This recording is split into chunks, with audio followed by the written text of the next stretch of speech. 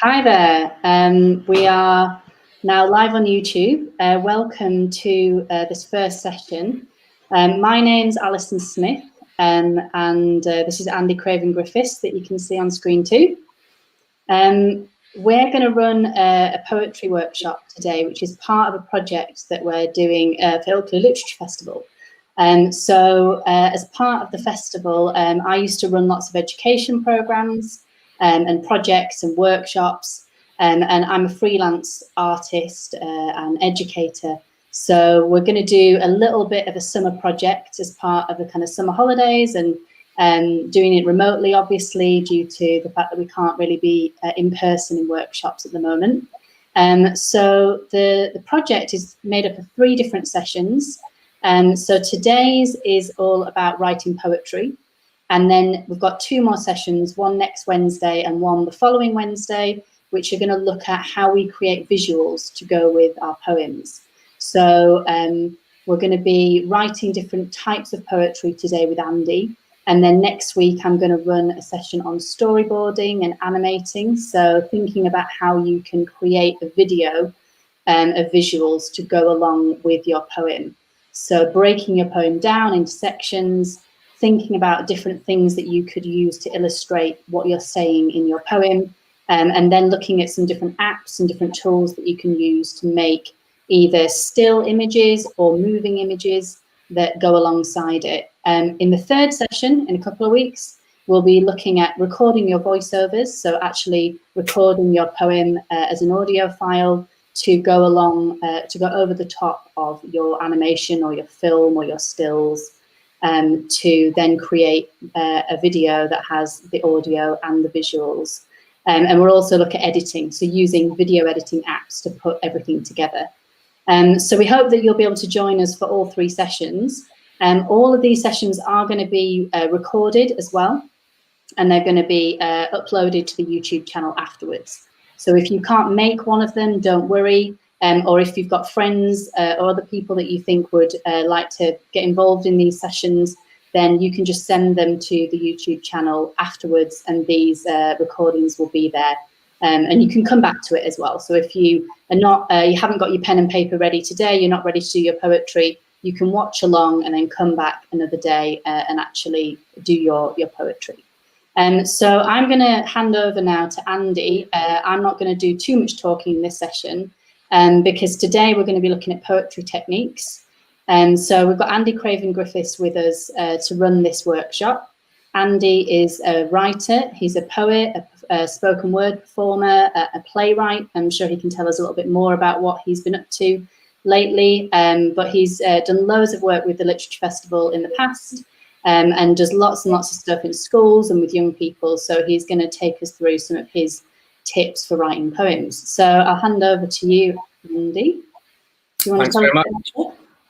Thanks, Alison. Hello, my name's Andy. This is my first live streamed broadcast of anything, whether workshop or creative work. So thanks for having me. Glad you can join us. If you want to make any comments, you can do so, and I get them at the side of my screen here. So hello, Veronica, first person to comment. Today, what I'm going to try and do is to go through 3 different creative writing techniques, each of them focusing on a different structure or prompt, which you may use as your way into writing a poem that you will then later animate. So within each of those 3 different poems and techniques, I'm going to talk first of all about what the technique is that we're practicing, but not just what we're practicing, why we are using that thing, why it is good creative writing technique in poetry, but usually in whatever creative writing format you're writing in. Secondly, I'm going to give an example of a poem and read a poem out, show it on screen so that you can see what the finished thing might look like. And then third, we're going to go through the method of you writing a poem in this way, bit by bit, breaking it down so that you can follow as we go along.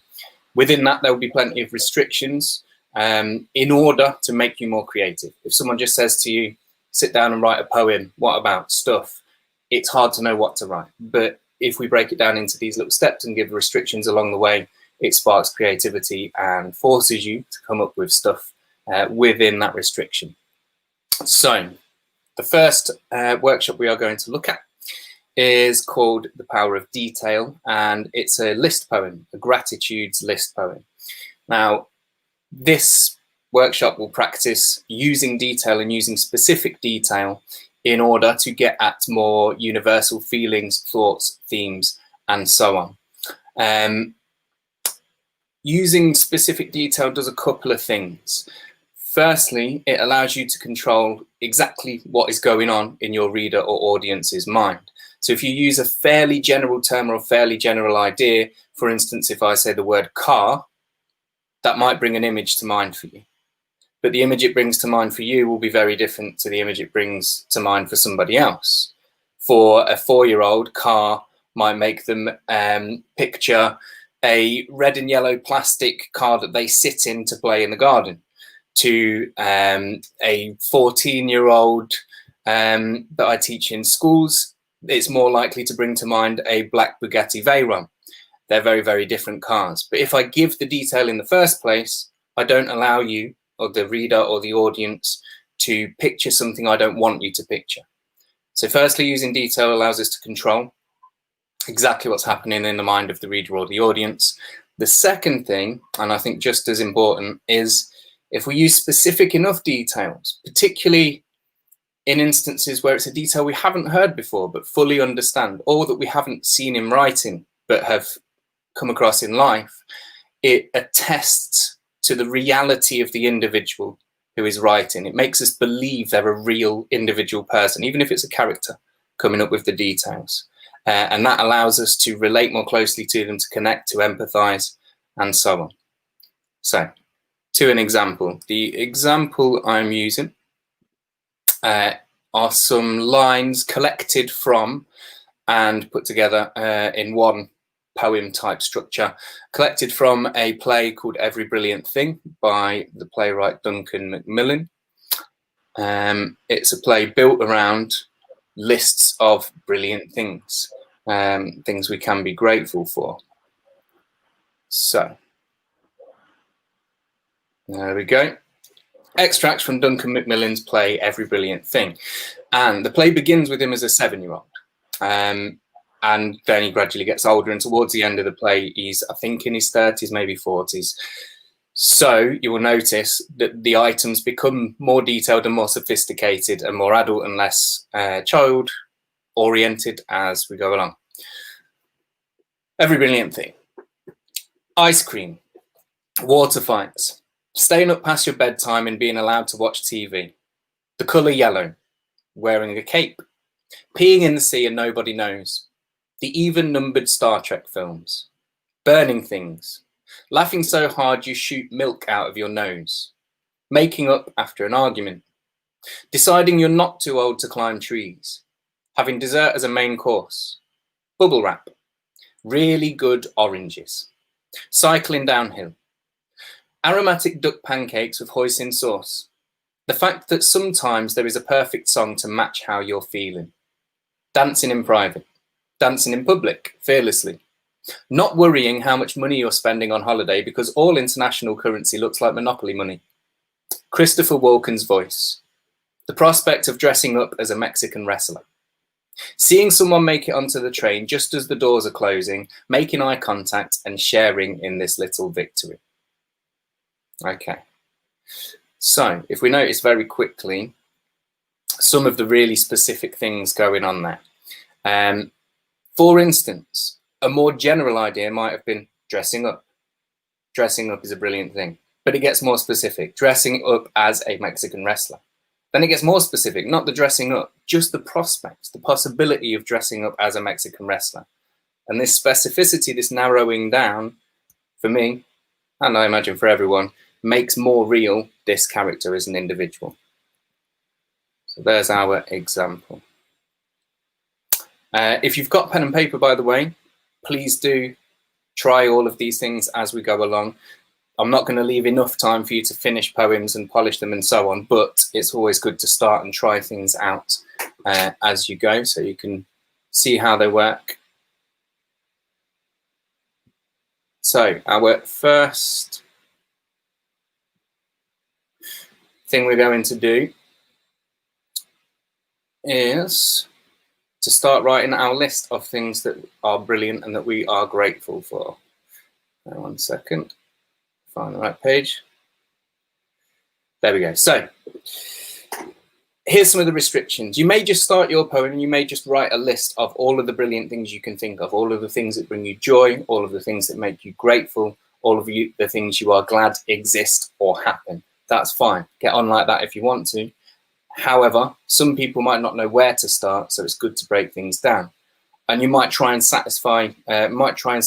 include something from all of these different categories. So a food, an item of clothing, something satisfying, a tool, a smell, music, a TV program, a moment, and you can break those moments into lots of different positive things, given that we're writing about gratitudes and brilliant things, moments of relief, moments of happiness, moments of excitement, moments of tenderness, and so on.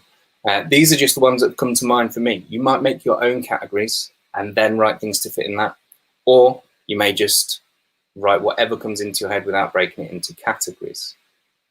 I'm going to leave that there for a second and give you a minute to try writing a few things down yourself.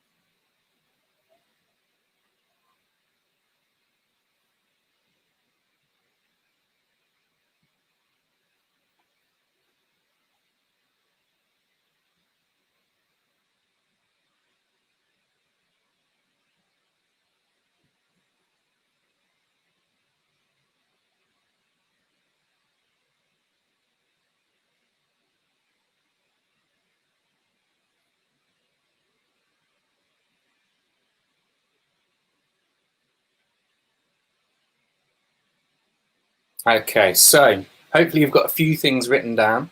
They may be very simply expressed. They may just be a very general idea. You might have more detail for them already.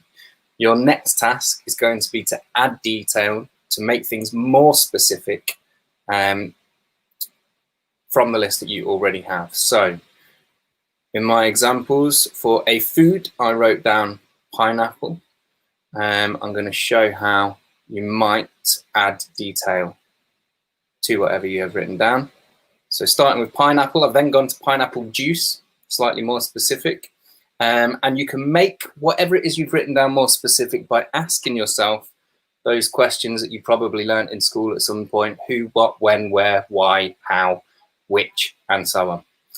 So if I choose when might pineapple juice be even better than just in general? Pineapple juice straight from the fridge on a hot day.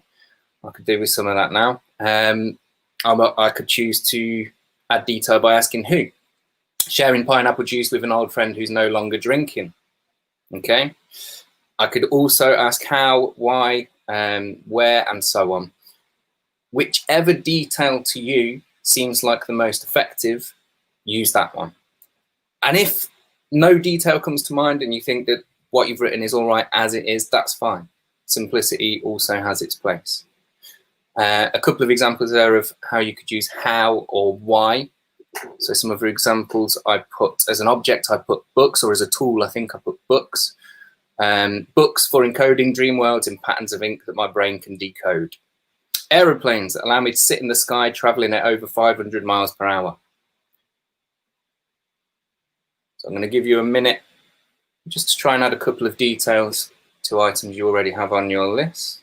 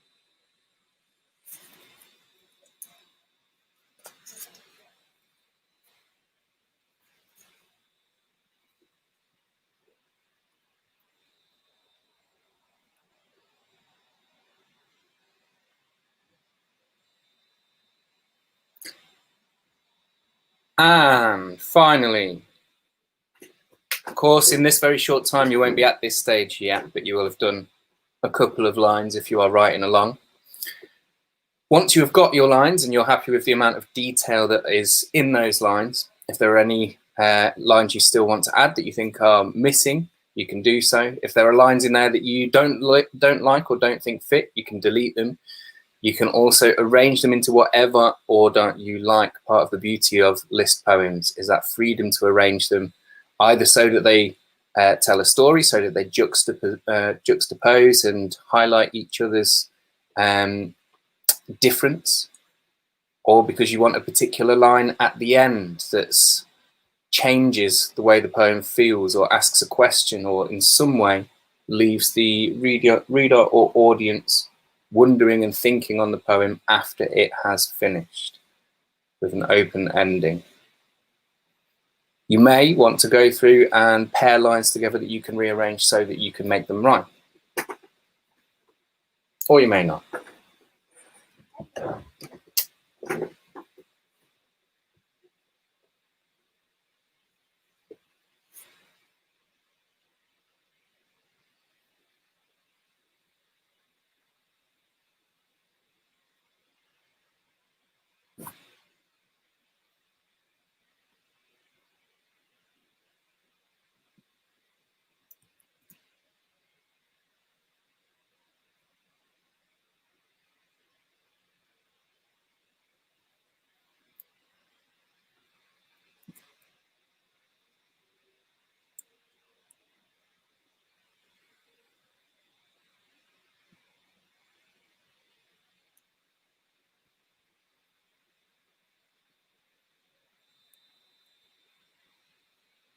So once you have done that editing and rearranging, you should have a draft of a completed gratitudes list poem using specific detail throughout.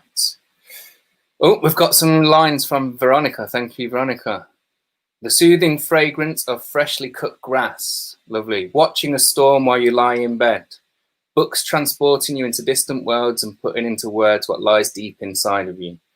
Thank you very much, Veronica. If anyone wants to share lines that they are writing as we go through these 3 different workshops, please do so. I can see them in the comments. And the Ilkley Lit Fest will comment back, and I'll read out some that we get in the side there. So please do feel free to comment. So on to our second workshop.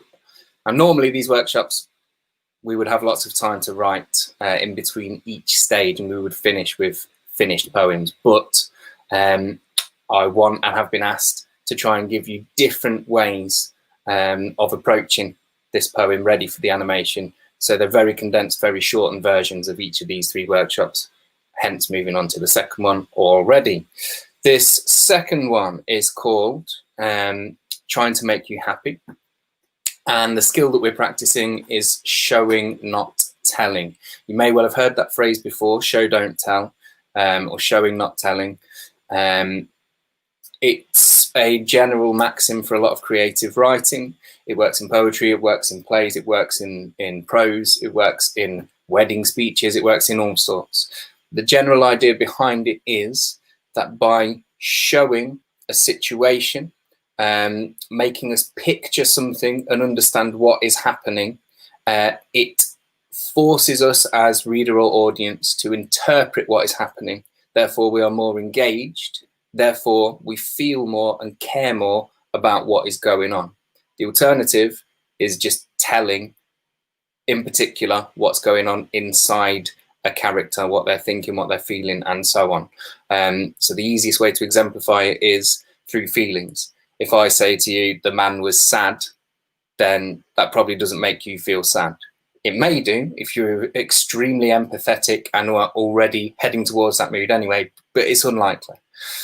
If I just say the man was sad, it doesn't make you sad. However, if I describe to you and show you a series of events that led to him being sad, you will feel his sadness. If I show you how he is holding his body, you will interpret that and you will feel more sadness. So it's about showing, demonstrating, giving the picture to your audience or reader of what's going on, and through events, through physical images, and so on. So the example poem is by my favourite poet, Tony Hoagland. A friend introduced me to a couple of years ago, and I completely devoured all of his work. I think it's generally stunning. That's not the one. I'll get rid of that. Where are you trying to keep me? There we go. So, the Tony Hoagland poem, Trying to Keep You Happy.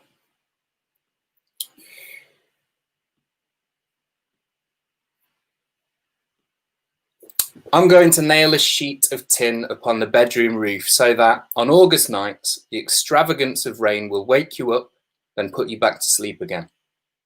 I will paint the front room yellow and the back room blue so you can change your mood by relocation. There will be no newspapers allowed indoors with their tales of human ugliness and no clocks upon the wall, but in the centre of the house, we will install a fountain so the sound of running water can remind us what time really is. On summer days, the southwest breeze will carry the drowsing mumbling of bees out of the corn and grapevines across the kitchen windowsill, where in a little tray above the sink, the bar of soap your hands have touched repeatedly is waiting to be touched again. Everything I do is part of my selfish master strategy to shackle you to me with happiness. That's how the brainstorm about the mail-order chickens first came to me. Look at the chickens, I will say to you, pointing outside, while putting my other hand in the back pocket of your jeans. So notice in particular, he's showing all the way through. He's showing situations. He will do this, he will do that, he will do the other. He's also showing images rather than telling us emotions. But at the end, the emotion he, I believe, wants to get across, the one I interpret from it, is of satisfaction, maybe even peace. But instead he shows us the image of this person looking out of the window, pointing outside while he puts his hand in the back pocket of their jeans. So there's our example poem. The way that we are going to go about this is firstly to choose who or what we want to keep happy. Okay, so the first part of our method will be in deciding who our poem is going to be for. Again, I've got some prompts and some restrictions for you to help generate some ideas. I would recommend jotting down a few ideas for each of these categories or other categories if they come to mind, and then choosing between them depending on what's the most interesting or most exciting for you. So it may be that you are writing to a particular person and you want to keep your partner happy, or you want to keep the Queen happy, or you want to keep Buddha happy. It may be a group of people, how to keep footballers happy, or trying to keep NHS workers happy, trying to keep the British happy. Maybe a type of person, trying to keep introverts happy. Maybe an animal, trying to keep octopuses or apes or dinosaurs happy. Or it may be an object, trying to keep my smartphone happy, trying to keep my climbing shoes happy, trying to keep spaghetti happy. I'm going to give you a minute just to jot down some ideas and then circle one, choose one. You might want to write that as a title.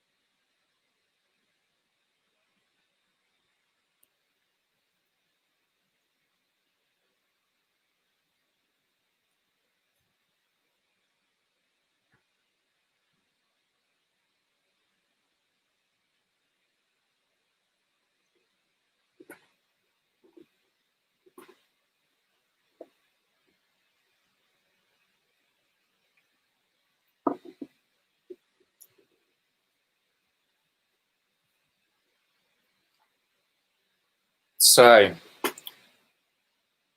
Now that you've got your the person that you are directing this poem at or to, you can start thinking about how you are going to go about and showing how you are going to go about making this person or a group of people or animal or object happy.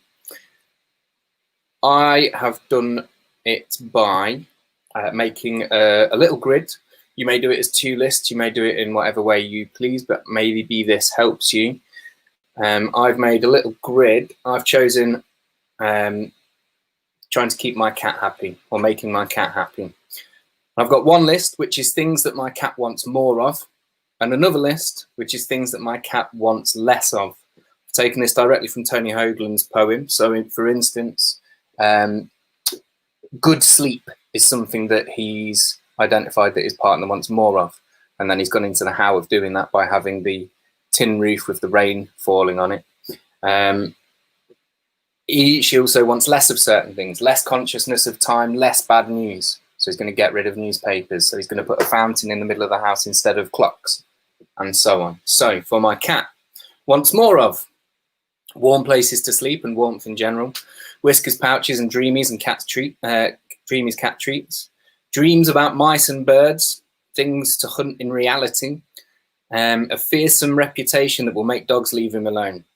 So these things, yes, they are anthropomorphized. Yes, they are my idea of what my cat would want. I can't actually ask him. That's fine. If you're working with an animal or an object or a group of people or a person that you don't know, that's fine for you just to imagine what you think would make them happy. After all, the poem is trying to keep you happy or trying to keep my cat happy. Then in the wants less of column, he wants less water and rain. He wants fewer other tomcats coming into the garden and wanting to fight him. He wants less of other cats spraying plants and bushes on bushes on his territory. And he wants fewer sudden loud noises that scare him. So make yourself a couple of columns or a grid as I've done, and list down a few of the things that this person or these people, object, animal would want more of, and things they would want less of.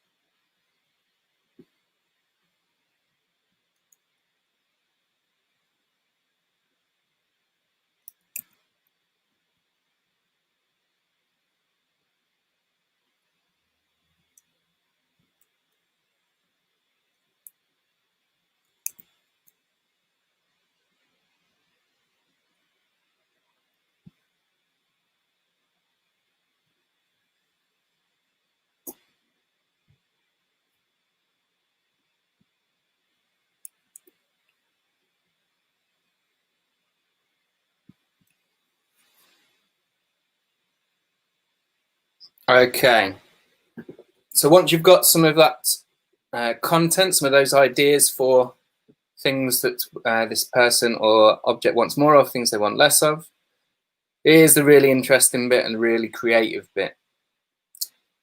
How are you going to provide more of the things they want more of?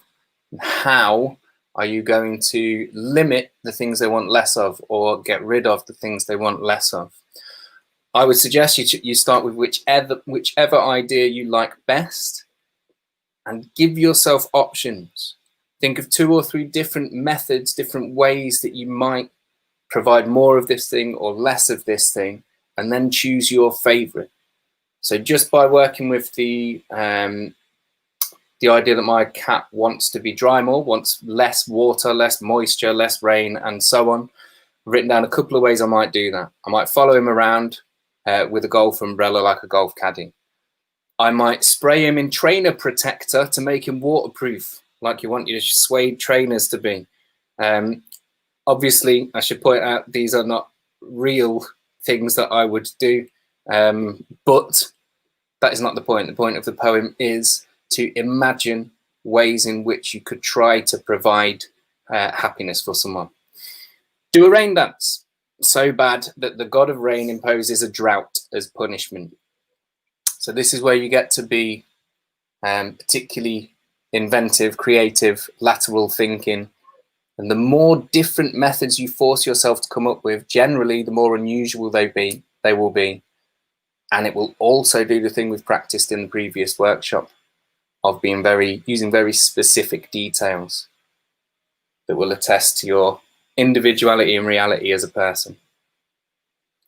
And the simplest sentence structure for writing these out, I've got at the bottom there, is I'm going to, then the thing you're going to do, so that, and then the thing that this action is going to provide. So I'm going to follow you around with a golf umbrella so that you never have soggy fur again. I'm going to leave you a minute just to try a couple of those sentences out.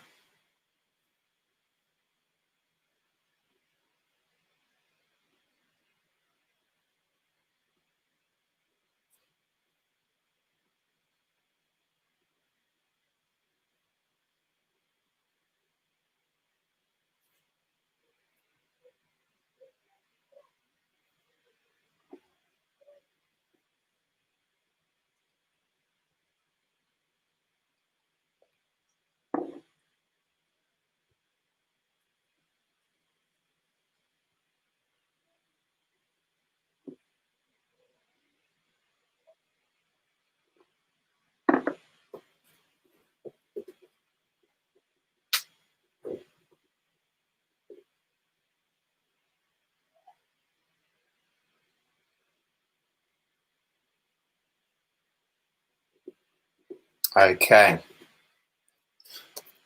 Again, once you've got your different sentences, your different methods for how you are going to make your person, people, object happy, try them in different orders. Do the same sort of editing things as we've done before. Some you can delete, some you can add new ones in that you feel are missing. You can arrange them into different orders. This will also work in that way like a list poem. On to our third workshop. So this last one is practicing simile and metaphor. Personally, I think simile and metaphor are condensed versions of all the best things that poetry is doing. They're like the OXO cube or Bisto cube of poetry for me. It's all of the flavour, all of the richness and colour packed into as few words as possible. They make things more entertaining. They show perspective and point of view of the person using the simile and metaphor. And I think even more than that, they add layers to the world so that we can interpret things beyond their surface, beyond the simple, and see connections between things and add layers to our view of the world and our understanding of the world. I'm going to give a couple of examples of that. My nieces and nephews, I've got 14 nieces and nephews, are a great source for me of material for writing and examples of using language to express yourself. One of my nephews, when he was about 2, maybe 3, he'd never seen a dragonfly before. And he went into the garden and he saw this dragonfly, but he didn't have the word dragonfly yet. So he couldn't come in and say, I've seen a dragonfly. He came in and told me and my brother, his dad, and was like, I've seen a thing. I'm like, okay, what thing? I don't know. What was it like? And then he had to compare it to something that he did know. In other words, he had to use a simile. And he said it was like a tiny helicopter. And from now on, well, from then on, every time I now see a dragonfly, my brain goes, tiny helicopter. So I've got these 2 ways of seeing it now. And it relates it to something else I understand. So simile and metaphor can connect the world, show us a person's point of view and their breadth of knowledge and their reference points for the world. But it can also make connections we've not made before and add layers to things. There's so much richness in it. I think it's the easiest way to make something poetic, even if it's not a poem, if it's a play, if it's a letter, it doesn't matter. So that's what we're going to practice, and that's why we use them. I'm going to start with a couple of example poems, and the two example poems, one of them is a list of lots of different similes and metaphors, but all similar types of simile and metaphor. The second one is focusing mainly on one. So you might write yours in either of those ways when we come to it. So the first one is by a poet called Nina Cassian, and goes like this. It's called Temptation. Call yourself alive. Look, I promise you that for the first time you'll feel your pores opening like fish mouths, and you'll actually be able to hear your blood surging through all those lanes, and you'll feel light gliding across the cornea like the train of a dress. For the first time you'll be aware of gravity like a thorn in your heel, and your shoulder blades will ache for want of wings. Call yourself alive. I promise you, you'll be deafened by dust falling on the furniture. You'll feel your eyebrows turning to two gashes, and every memory you have will begin at Genesis. So all the way through, the experience Nina Cassian is trying to get across is of an amplified intensity, of everything becoming more intense, more urgent, more real. Your pores opening like fish mouths, being able to feel light glide across your cornea, and so on. So she's working to a theme, and she's choosing her similes and metaphors accordingly, but it's basically a list poem. It's basically this simile, that simile, and so on, working through different parts of the body and different physical experiences. Second example is by Kate Clanchy, a poem called Stance. Now I sit my child on the jut of my hip and take his weight with the curve of my waist, like a tree split at the fork, like lovers leaning out of a waltz. Nothing is lost. I was never one of those girls stood slim as a sapling. I was often alone at the dance. So a different way of doing things here. And Kate, although yes, there is also that simile, like lovers leaning out of a waltz, it's basically the poem based around a single comparison, comparing a body to a tree, a single simile or metaphor. As a girl, she talks about being stood slim as a sapling. So she's one kind of tree, or a tree at one point of her life. And then later on, like a tree split at the fork, when she's holding her child on her hip. So it's two different moments of a tree, and she's valuing more the later moment, which she shares with her child, and it's this branching, rather than the moment before where she's on her own at the dance. She's not connected to anyone else, not with anyone else. And she stood slim as a sapling at the dance. She's not dancing at the dance. So it's that comparison and around that single simile or metaphor. So onto our method, how we're going to write our poems. Before we decide on our subject and start writing, I'd like to just practice making similes and metaphors first, because again, it's something that we can break down into different moments of process. So I want to share a bit of that process and different ways we can do it through different restrictions. And so I'm going to use clouds that are up in the sky, not clowns that are in the circus. And I'm going to show three different aspects of a thing that we can concentrate on in order to generate similes and metaphors. The most common thing that we concentrate on when making similes and metaphors is the senses. what a thing looks like, sounds like, smells like, tastes like, and so on. And the key question always when making similes or metaphors is to ask, what else is like this? What else? What could I compare to this? Because of what it looks like, what it sounds like, what it smells like, and so on. For instance, when I'm working in schools, I often like to get kids to finish the sentence, Andy's head is like, and they almost always do it through the senses. They look at it, they think it's round, it's smooth, it's shiny, especially in this heat when I'm sweating. And I get things like, Andy's head is like a giant egg, or Andy's head is like a badly peeled potato, or Andy's head is like a light bulb or a disco ball. And it's a good way to get them into writing those first similes or metaphors. So we can do the same thing with clouds here. And as examples, I've started from the fact that most clouds I'm looking at or thinking of when someone says clouds are white. So it's what they look like. Their shape, they kind of look that fluffy sort of shape. They may feel soft. So I've got a little bit of touch in there as well. And then I'm asking myself, what else is white and fluffy? Polar bears. The clouds are like polar bears. The clouds are mashed potato. The clouds are like Santa's beard. The clouds are like sheep, and so on. The clouds are like floating piles of mashed potato. I've got as my example there. Second way we might generate these similes and metaphors is not through what they look like, sound like, smell like, but what they do, their function. What do they do? What are they for? So again, we begin by asking the question, what do they do?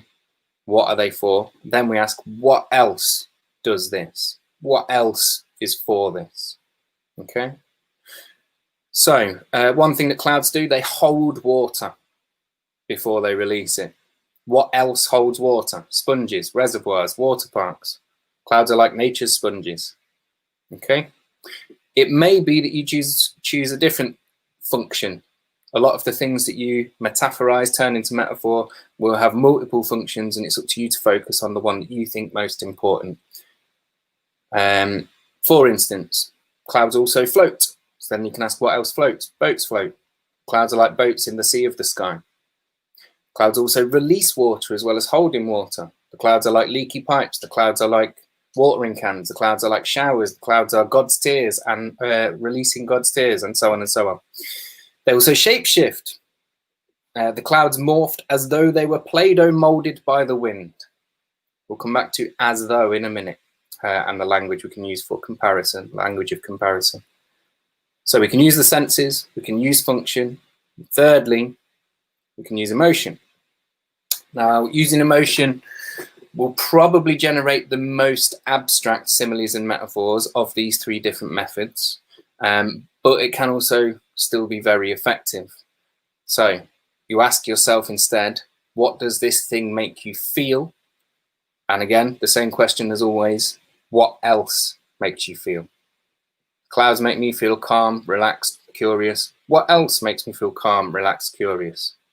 Watching the clouds is as calming as a massage.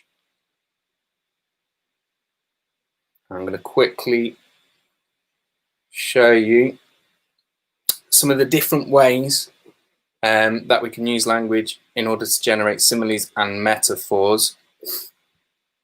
Most people will be familiar with the difference between using simile and metaphor. The two ways of using simile are by saying that something is like something else, like that one at the top there.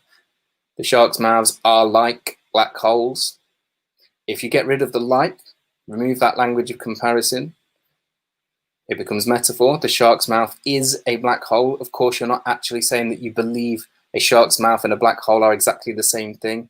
You're just comparing it a bit more strongly by missing out that language of comparison, the word like.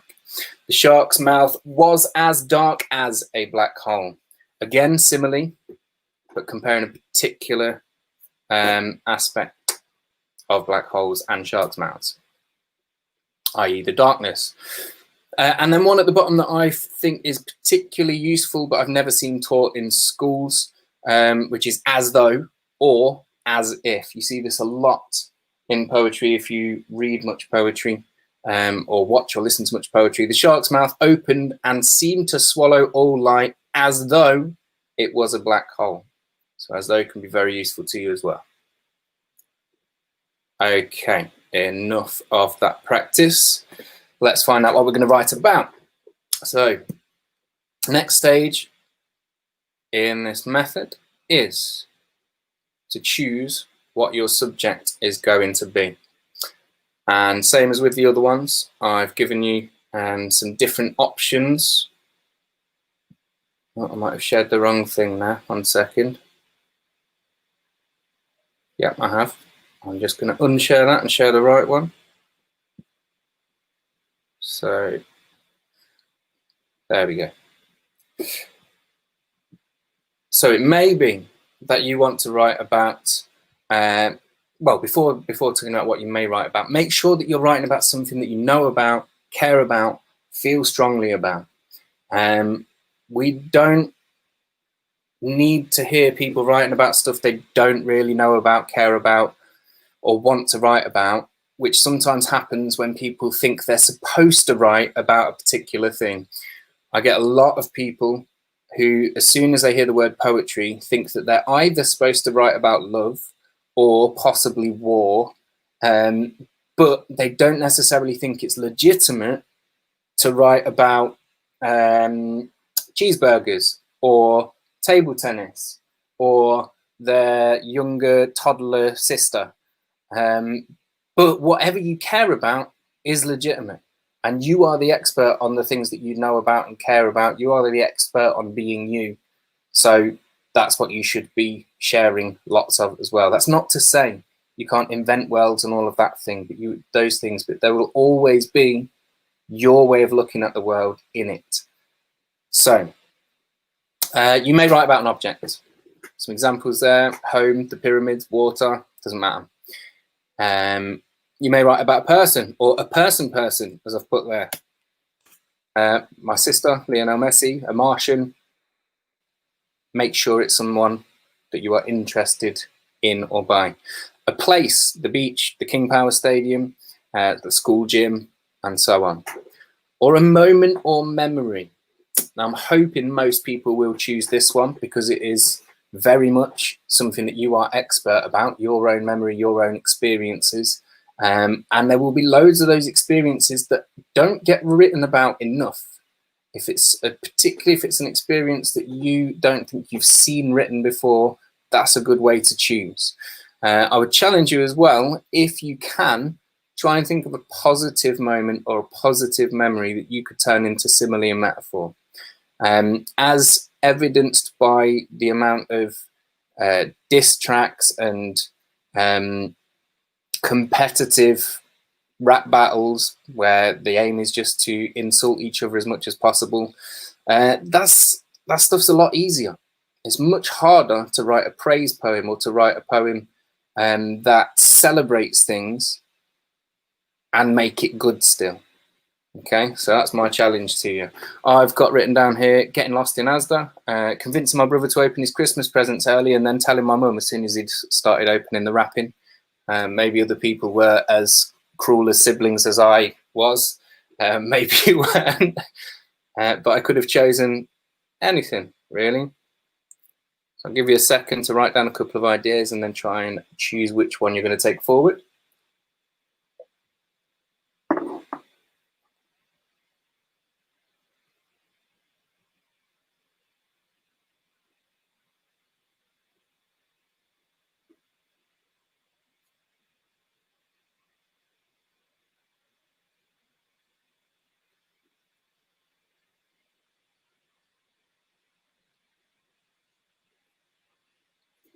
Okay, so on to the final stage, next bit of the method.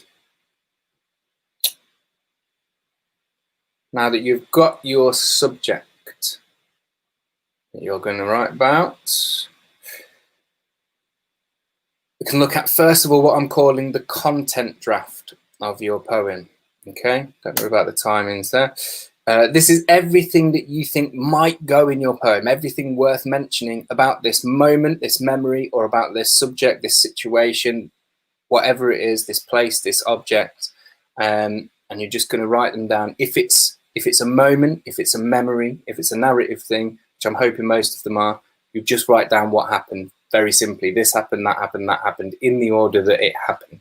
Okay. If you're writing about an object or a person, you might write about all of their different aspects, all of the different things about this person. They may be physical, they may be about their likes and dislikes, it might be about their habits and so on. Simon Armitage has got a brilliant poem, very, very useful for teaching simile and metaphor, in which he lists probably about 30 different body parts of this man, his character, and metaphorizes them all by comparing them all to things that have to do with violence. So the message we get at the end of the poem is that this is a violent man. You may be listing sensory details. If you're writing about a place, you might write about the smells, the sounds, the taste, the touches, and get the list of those things written down. So for instance, as an example, I've put the beach. I might mention the buckets and spades, the crabs, the sandy towels, the ice cream, the squawk of the seagulls, and so on. Already, with that amount of rich sensory detail, it may already feel poetic just by the time you've written down all of those details. Try to also include actions if you're writing about a place. And then the last one that I've already mentioned, if it's a moment, a memory, something narrative, a little story, write down what happened in detail, in order. Kate's poem, Stance, is basically two moments, but two moments that are connected. So you may do it that way, a sort of before and after. So she gives us the after first, the moment of her holding her child on the jut of her hip, and then the before, her stood alone at the dance as a teenager. And I've just written out some of what happened when I tricked my brother into opening one of his Christmas presents early and then snitched to my mum. Bad brother, aren't I? Oh well. Once you've got your content draft, we start adding in the similes and metaphors. So you will go through each element throughout what you've written, each part of the story, or each moment within the story, or each smell and taste and sound and so on at the beach. Whatever those different elements are in your content draft, you will then go through, and the simplest way to do it is to say was like, and then write the simile, or is like, and then the simile. But you can use the metaphors, you can use the as though, and so on, and all of those different bits of language there. Of course, if you're watching this back later, you can pause at each stage of all of these different poems and give yourself as much time as you want to do that stage before then playing again and going on to the next bit. And I think that is me done. So welcome back, Alison, who's got herself muted at the minute. There we go. Classic technology problems. Yeah, that was great. Thanks, Andy. So those were three really, really nice ways of writing poetry. Obviously, as Andy said, you can watch this back. So if you haven't managed to refine your poems whilst you've been doing it, you can always come back. We're going to download the video after we've finished the live broadcast, and then we'll get it up as soon as we can. So hopefully we'll have it up either this evening or tomorrow morning. So if you need to come back and have a look, then you can kind of re-watch sections and pause it at the bits that you need. So we hope you've got some really good ideas there for your poems.